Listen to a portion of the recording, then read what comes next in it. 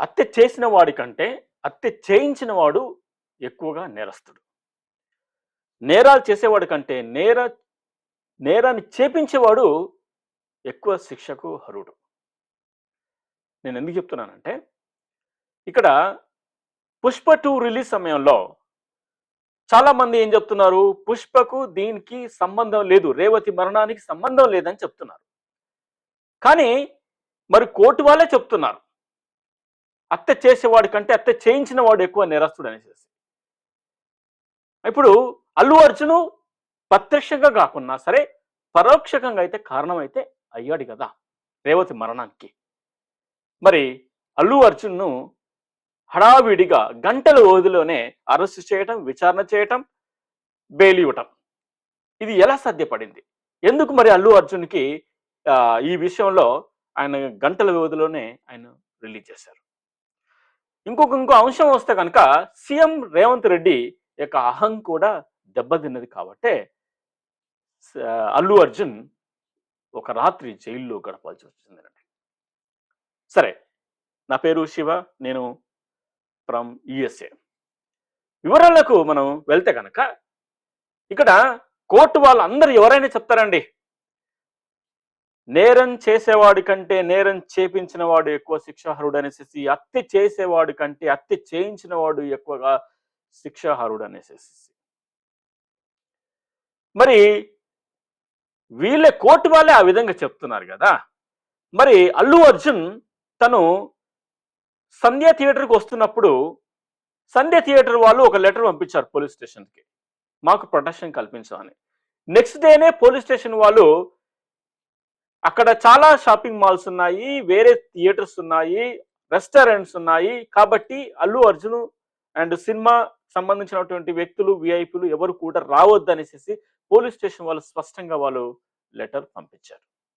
అయినప్పుడు కూడా మరి అల్లు అర్జున్ వచ్చేవాడు సినిమా చూడకుండా ఆయన మధ్యలో అభివాదం చేస్తూ వచ్చాడు, అంటే ఒక రోడ్ షో టైప్లో. మరి అలాంటప్పుడు అల్లు అర్జున్ వచ్చాడంటే ప్రేక్షకులు ఊరుకుంటారా? ఆయన న్యాయవాది కూడా నిరంజన్ రెడ్డి అనుకుంటా, ఆయన న్యాయవాది కూడా ఆయన సెకండ్ ఫ్లోర్ లో సినిమా చూసేటప్పుడు పోలీసులు ఆయన చూడడానికి వచ్చారు, గొడవ అయిన తర్వాత కిందికి వచ్చారు అనేసి చెప్తూ ఉంటే కోర్టులో అందరూ నవ్వారు కూడా. పోలీసులు బందోబస్తుకు వచ్చారు, కొంత అల్లు అర్జున్ వైపు ఉన్నారు, అతను అర్జున్ చూడడానికి రాలేదు, వాళ్ళు బందోబస్తు కింద వచ్చారు. అంటే ఏంటి, ఇప్పుడు పోలీస్ వ్యవస్థను కూడా వాళ్ళు అవమానపరిచారు. ఆయన సినిమాలో పోలీసులను అవమానించాడు, ఏది స్నానం చేసేటప్పుడు అందులో ఉచ్చబోయటం అనేది. ఎస్, అక్కడే పోలీసులను అంత ఘోరంగా అవమానించాడు, రాజకీయ వ్యవస్థను కూడా అవమానించాడు, ఒక గవర్నమెంట్ని కూడా అవమానించాడు పుష్ప 2 సినిమాలో.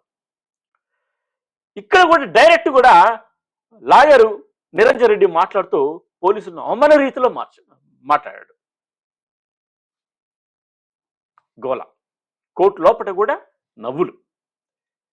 మరి ఇలాంటి వ్యక్తి రేవతి మరణం జరిగిన తర్వాత కూడా ఆయన సినిమా థియేటర్ నుంచి బయటకు వచ్చేటప్పుడు అభివాదం చేసుకుంటూ వెళ్ళాడు. అయ్యో, ఒక ప్రాణం పోయింది ఆ సినిమా వలన అనేసి ఆయన ప్రాశ్చాత్తపడ్డా? లేదు, వెళ్ళిపోయాడు. సీఎం రేవంత్ రెడ్డికి ఇదంతా కథ అంతా నడుస్తూ ఉంటే తెలీదా? సీఎం రేవంత్ రెడ్డికి మొత్తం తెలుస్తుంది. ఆయన ఢిల్లీలో ఉన్నాడు, విలేకరు అడిగిన ప్రశ్నకు ఆయన కొంత సమాధానం ఇచ్చాడు. కానీ సీఎం రేవంత్ రెడ్డికి ఇగోను దెబ్బతీశాడు అల్లు అర్జున్. అది కావాలని చేశాడా లేదా కోఇన్సిడెంటల్ గా ఆ విధంగా వచ్చిందా? ఇది ఆయన ఒక thank the government of Telangana for giving us a special prize. ఇవాళ ఫిల్మ్ ఇండస్ట్రీ ఇంత సపోర్ట్ చేసినందుకు ముఖ్యమంత్రి గవర్నర్, ముఖ్యమంత్రి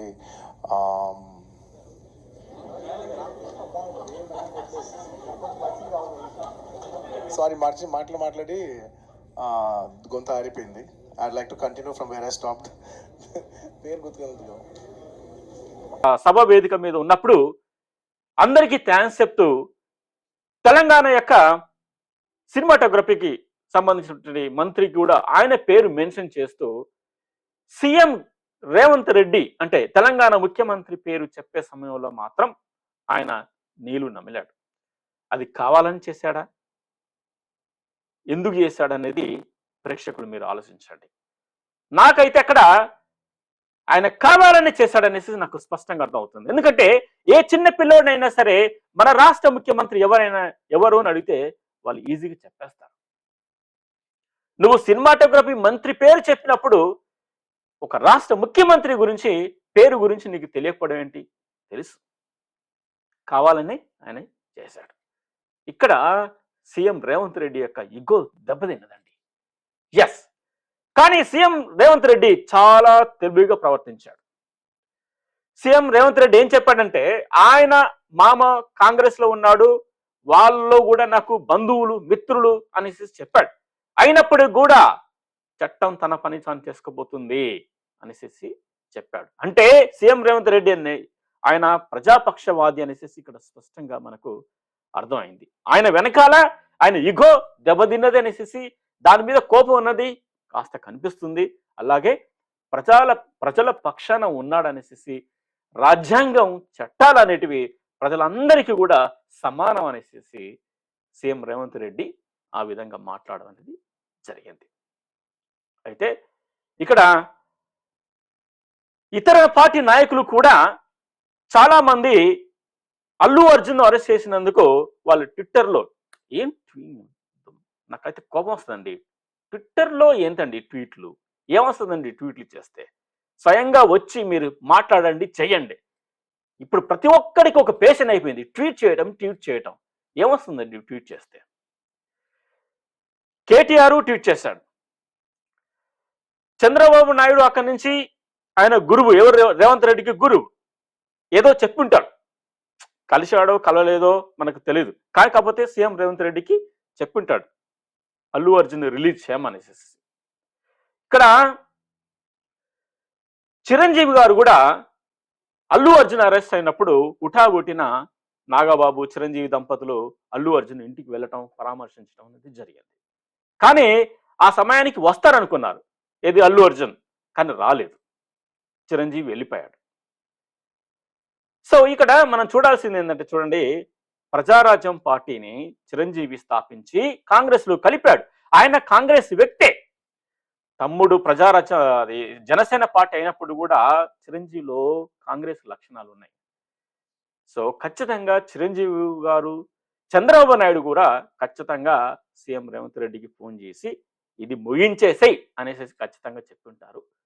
సీఎం రేవంత్ రెడ్డి దాన్ని కాస్త ఈ విధంగా చేసేసి కొన్ని గంటలు జైల్లో ఉంచేసి తర్వాత రిలీజ్ చేశాడు. ఇంకేముంది, న్యాయపరంగా కోర్టుల పరంగా ఆ డిస్కషన్ జరిగింది. కోర్టులో కూడా నవ్వులు పూయించారు, అవమానపరిచారు కూడా పోలీసులని. మరి సీఎం రేవంత్ రెడ్డి కూడా అనిపిస్తుంది. కాకపోతే ఒక సెలబ్రిటీ కాబట్టి, అన్ని డబ్బుతో కూడుకున్నటువంటి పని కాబట్టి ఇక్కడ ఉఠావుటిన ఇంత ఫాస్ట్ నాకు తెలిసేసి ఒక వ్యక్తి అరెస్ట్ కావటము, ఇంత త్వరగా రిలీజ్ కావటము నాకు తెలిసి ఇది కొంచెం కొన్ని కేసులలో ఇది మొట్టమొదటిగా ఉంటుందని నేను అనుకుంటున్నాను. సో ఏదేమన్నప్పుడు కూడా ఇక్కడ సీఎం రేవంత్ రెడ్డి యొక్క ఇగో దెబ్బతినటము, ఆయన ప్రజల పాలన, ఆయన డైరెక్షన్లో ప్రజలకు ఆయన మంచి సందేశం కూడా ఇచ్చాడు.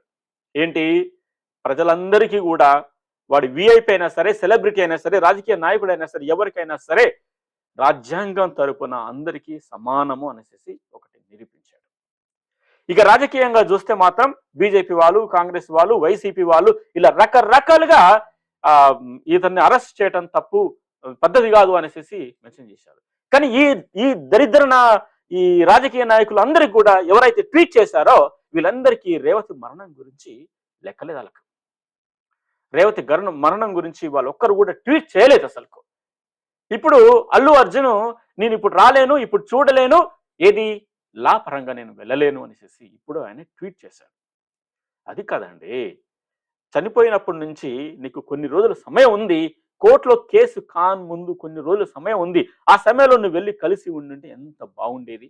ఇక్కడ అల్లు అర్జున్ యొక్క వ్యక్తిత్వము ఇంత చెడ్డదా, ఎస్ ఇంత చెడ్డదా అనేది స్పష్టంగా ఆయనే అందరికీ చెప్పాడు, ప్రజలందరికీ చెప్పాడు.